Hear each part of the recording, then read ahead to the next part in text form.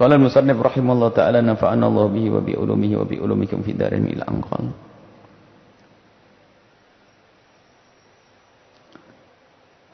Kaifa huwa fihi dhahirun wa mawjudun hadirun.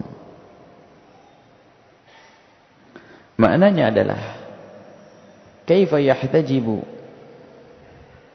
bagaimana akan tertutup al-haqqu Allah bisyai'in, dengan sesuatu dari makhluknya.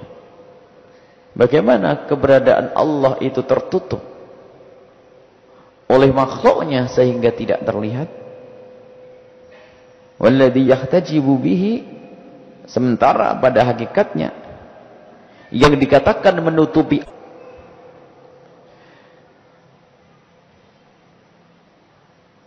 hikmah yang serupa sudah pernah disebutkan oleh Ibn Athaillah As-Sakandari, dan diulang di sini. Bukan mengulang hikmahnya, akan tapi membuat peningkatan lagi.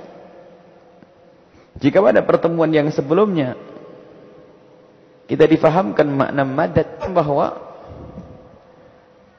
perbincangan kita tentang hal-hal yang seperti disebutkan itu hanya perbincangan tentang teori. Akan tapi keyakinan akan adanya waridat, ilmu laduni, pemberian dari Allah. Bagaimana kita mendapatkan ilmu laduni seperti yang sudah disebutkan kemarin pada pertemuan yang lalu. Itu berangkat dari ini loh, keyakinan bahasanya Allah ada dan Allah Maha Kuasa untuk memberi itu semuanya.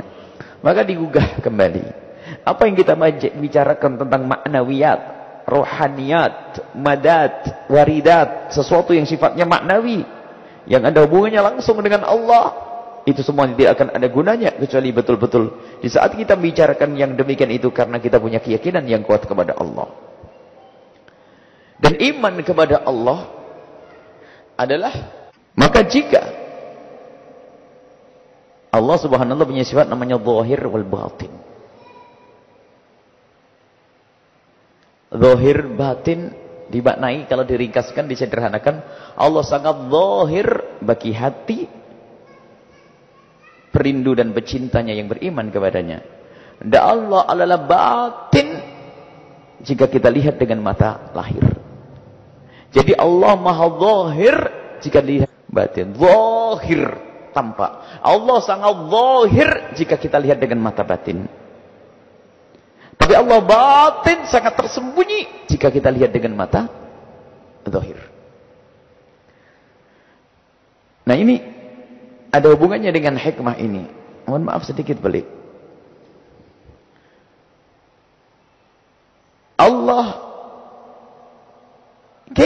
Bagaimana Allah akan tertutup dengan makhluknya yang tidak percaya adanya Tuhan? Ini yang diajak bicara tentang orang yang beriman. Bagi orang yang mengaku dirinya beriman, akan tapi ternyata kok seolah-olah tidak bisa melihat Allah. Bagaimana Allah itu tertutup oleh makhluknya? Allah tertutup oleh makhluknya. Enggak mungkin, karena apa? Yang katanya menutup Allah, ternyata Allah tampak di situ. Yang katanya menutup Allah, makhluk itu yang bisa kita lihat untuk mata itu. Tidak ada perintah iman. Berimanlah kau dengan matahari yang kau lihat setiap pagi. Berimanlah kau kepada gunung yang kau lihat saat itu. Karena tidak ada hubungannya. Ini mata.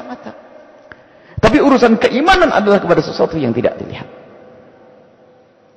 Nabi betul terlihat, akan tapi Nabi membawa sesuatu yang tidak terlihat, tapi hak. Dan Al-Quran yang diturunkan Allah berguna bagi orang yang beriman. Al-Quran dalikal kitab, itu kitab Al-Quran yang tidak ada keraguan di dalamnya. Hudan, akan berguna dan menjadi hidayah lil muttaqin, bagi orang yang bertakwa. Bagaimana orang yang bertakwa? Alladzina yu'minuna bil ghaib, yang meyakini sesuatu yang gaib. Yu'minuna bil ghaib, iman kepada yang gaib. Yang gaib yang tidak bisa diindra oleh panca indera. Tidak. Kalau kita berbicara tentang beriman kepada Nabi Muhammad, karena Nabi Muhammad membawa wahyu. Jadi lo yang dibawa Nabi Muhammad, beriman kepada Nabi Muhammad. Jadi ini loh pembahasan keimanan ada di situ. Nah, jadi keimanan itu pembahasannya adalah tentang batin. Dan hendaknya kita pun bicara tentang batin. Kalau kita bicara tentang yang terlihat oleh mata, seperti orang ateis, orang yang tidak beriman kepada Allah. Mana aku melihat gunung, bintang gemintang, lautan lepas, macam-macam, tidak ada Tuhan. Mana tidak kelihatan. Saya tidak percaya kecuali sesuatu yang saya lihat, materialis. Nah, akal melihat semesta. Di saat akal bisa melihat semesta, maka buah dari pandangan akal kita ini akan membuahkan satu pemahaman di balik itu semuanya.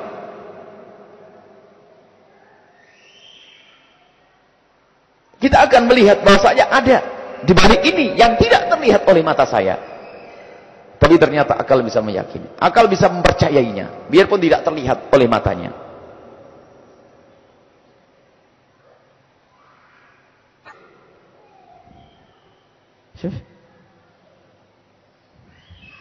Ada yang ngatur enggak itu? Ada yang merencanakan? Hah? Sumbernya kita tidak tahu di mana tempatnya, pokoknya ajib, masuk, buka lagi. Kalau orang gunung bingung gitu.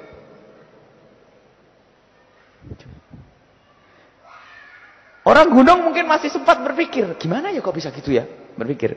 Tapi karena kita sering melihat, ya sudah ya saya tidak pernah berpikir lagi. Tapi ngajak berpikir ada maknanya, itu ada yang membuat, ada yang merencanakan, sudah ada programnya itu, jadi ada apa itu. Nah, ini loh menggunakan akal. Sehingga kalau sudah kita menggunakan akal kita, nanti kita akan meyakini, akan sampai kepada pemahaman bahasanya ada sesuatu yang harus kita yakini, biarpun tidak bisa dilihat oleh panca indera kita. Iman. Suruh melihat semesta ini. Sehingga nanti orang kalau sudah bisa melihat semesta akan kelihatan Allah. Makanya apa? Bagaimana seorang yang katanya beriman, sudah belajar hikam sepanjang itu, tak tahu aja melihat sesuatu ini belum bisa melihat Allah. Bagaimana bisa mendapatkan waridat, sesuatu yang rohaniyat, maknawiyat? Karena dia apa? Rupanya belum kenal Allah sesungguhnya. Agar inna fi khalqis samawati wal ardi wa ikhtilafil laili. Allah menyebutkan ada pertukaran siang dan malam dan seterusnya, itu adalah tanda-tanda kebesaran Allah. Lihat itu. Lihat kepada gunung, onta-onta ini. Ilal ibli kaifa hulikat wa ilal sama'i kaifa rufi'at wa ilal jibali kaifa nusibat. Lihat itu semuanya, semesta ini, lihat. Perintah Allah. Agar apa? Agar kau bisa melihat Allah melalui itu semuanya. Sehingga pada akhirnya nanti kau bisa melihat itu semuanya. Dan begitu mudahnya kenal Allah kalau begitu lihat. Tidak melihat sebuah kejadian kita ingat Allah. Nah, itulah makomnya orang yang sudah sampai kepada Allah. Kita sebelumnya bicara tentang orang sampai kepada Allah, wusul kepada Allah, sampai mendapatkan waridat, ilmu laduni dan seterusnya. Memang orang yang dia sambung kepada Allah dengan segalanya, matanya, hatinya, semuanya sambung kepada Allah Subhanahu wa taala. Sehingga tidak ada yang menghalangi dia dengan Allah. Maknawi ini, bukan hissi, tajim, maknawi. Sehingga dikatakan, bagaimana akan tertutup Allah Subhanahu wa taala, dia tidak kemaksiatan. Tapi bagi orang yang dipilih oleh Allah dengan kekayaannya, menjadikan dia banyak bersyukur. Allah, ini dari Allah, dari Allah, dari Allah, dari Allah. Padahal dunia. Jadi lihat, kalau sudah orang dibuka mata hatinya untuk kenal Allah, mendapatkan karunia, ingat Allah. Dan alangkah banyaknya orang diberi karunia, tambah lupa kepada Allah. Dan banyak. Dulu waktu masih nyungsep, hadir pengajian marajin, giliran punya motor, jarang. Dan punya mobil, gak kelihatan lagi. Nah ini. Berarti dunianya telah menutupnya. Mestinya semakin terlihat. Di saat oleh Allah diberi suami tambah rajin. Dulu mah sebelum nikah rajin. Padahal suami adalah nikmat, istri adalah nikmat karunia dari Allah. Sebenarnya semakin kelihatan Allah. Ini nikmat dari Allah. Makanya tidak pakai kalimat kaifa. Ibn Attallah katanya sudah kenal Allah. Lah kok dunia masih menutupinya, ini bagaimana? Mestinya dunia yang Allah berikan kepadanya akan menjadikan dia kenal Allah. Kenapa? Tanpa Allah. Alladhi yahtajibu bihi huwa fihi. Yaitu yang menutup menutupi yang katanya bagi orang yang mahjub, orang yang terjauhkan dari iman, orang yang hatinya ketutup. Dunia ini betul-betul menutup, tapi bagi ahli iman, orang yang sambung kepada Allah, yang katanya menutupi, justru Allah terlihat di situ. Enggak, kita tidak melihat Allah dengan mata kita, bohong, dan tidak boleh, haram. Dusta, tidak benar kalau Allah bisa dilihat di dunia, enggak. Akan tapi kita melihat Allah, yang maknanya makrifat Allah, kenal Allah, Allah dengan kita melihat semesta. Dan itu iman. Dan diyakini betul. Akan tapi itu loh, dikatakan syekh itu semuanya. Jadi bukan sekedar kita hanya merenung yang besar lalu kita ingat, oh enggak. Jadi sadar terus, dikit-dikit Allah, Allah, Allah, Allah. Sehingga sampai melihat semut, cacing, pepohonan, ikan laut. Laut itu nggak ada yang ngasih makan, ikannya gede-gede pusing. Nggak ada yang ngasih makan itu lautan itu. Kalau secara dipikir-pikir, ikan gede makan ikan kecil, ikan kecilnya makan. Sudah pusing sudah. Yang penting nelayan setiap hari dapat ikan dan kita makan ikan tidak habis-habis, sudah pusing. Kalau mau renung sudah habis. Dulu pernah kita sampaikan juga, lihat lidah. Orang tahu sate, sate itu dari dagingnya. Ada sate dari batu, sate batu nggak ada sate, nasa itu ya. Daging, kalau daging ayam, daging kambing, daging. Lidah kita juga ada daging. Subhanallah. Puji syukur kepada Allah, perasaan kita bisa membedakan antara daging sate dan daging lidah kita sendiri. Kalau nggak bisa membedakan, kalau lidahnya dikunyah habis. Bentar dah, ajib. Nggak pernah ada yang salah ketelan itu. Allah, ajib. Mikir habislah kita mikir. Apalagi harus kita renungi. Kantuk, nikmatnya luar biasa. Nggak ngantuk cari obatnya. Allah. Sambungkan semuanya kepada Allah Subhanahu wa taala. Itulah yang diinginkan Ibnu Athaillah Sekandari. Kaifa? Bagaimana? Orang katanya sudah ahli tasawuf, hadir majlis hikam, tapi masih enggak kenal Allah, enggak bisa ngelihat Allah, katanya ketutup. Enggak, Allah terlihat di semua ciptaannya.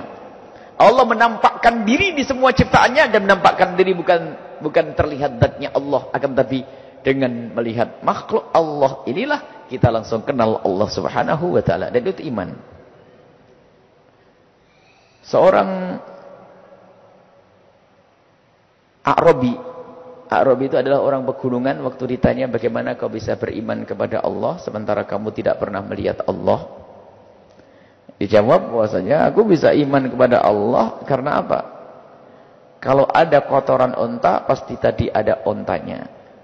Kalau ada bekas kaki berjalan di padang pasir, berarti tadi ada orang yang berjalan di atasnya. Kalau ada jagat raya, ini tentu ada yang menciptakannya. Tidak ada istilahnya ini semua kebetulan. Kalau bahasanya orang-orang yang tidak beriman kepada Allah, ini adalah melalui proses. Dan kejadian ini adalah kebetulan. Tidak ada orang yang lebih dungu dari mereka semuanya. Kebetulan. Bulan mengikuti garis edarnya puluhan ribu kali, jutaan kali, nggak pernah leset. Lah kok dibilang kebetulan? Ya orang gila seperti itu. Biarpun katanya pemikir, katanya filosof, baik sederhana berpikir. Orang biarpun tidak pernah melihat siapa yang buat HP, sekarang zamannya HP.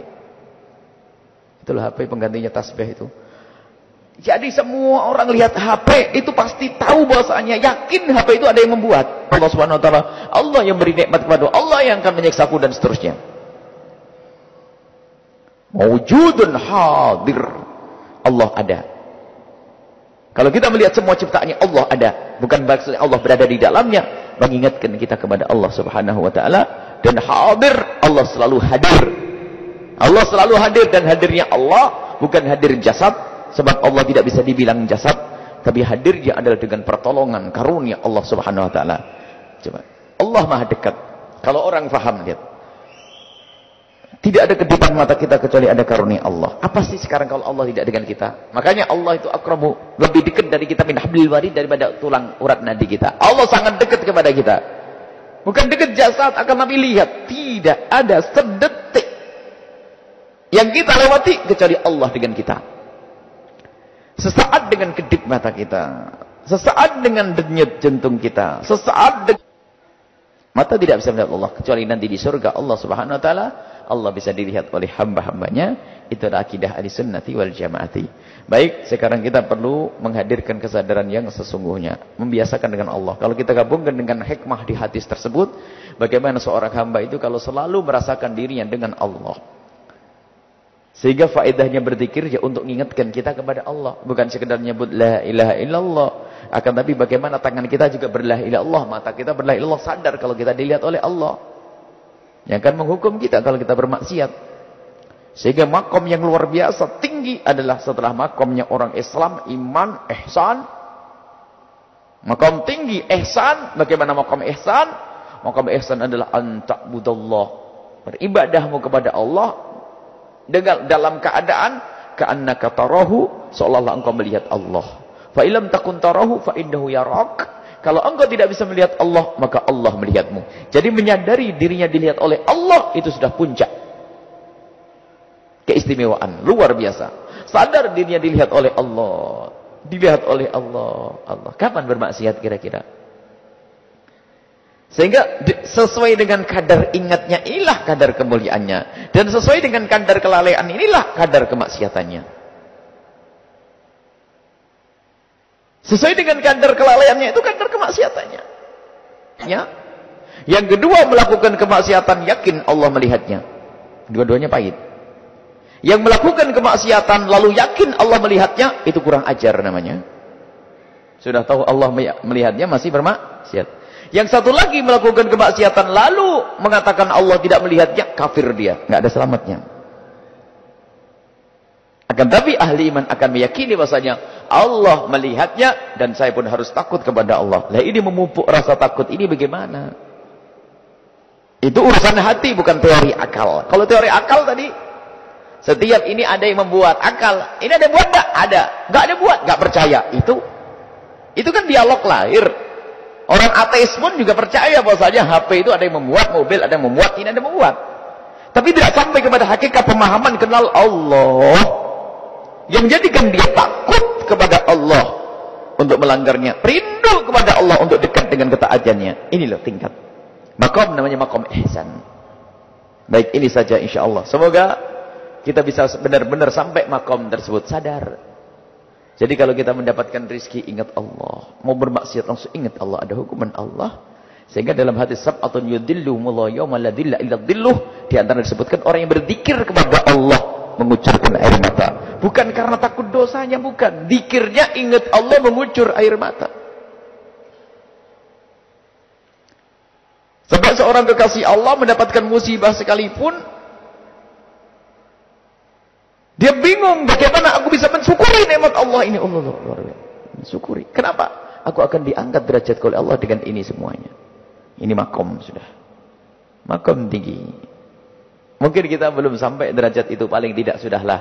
Sekarang kita derajat sabar kalau dapat musibah, kalau dapat nikmat segera syukuri. Ini kelas-kelas kita. Syukur, dan sekarang kita lacak apa yang Allah berikan kepada kita.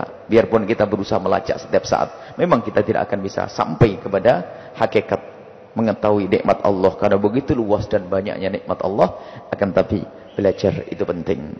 Belajar untuk kita meningkatkan syukur, ketaatan kepada Allah, kesadaran kebutuhan kita kepada Allah.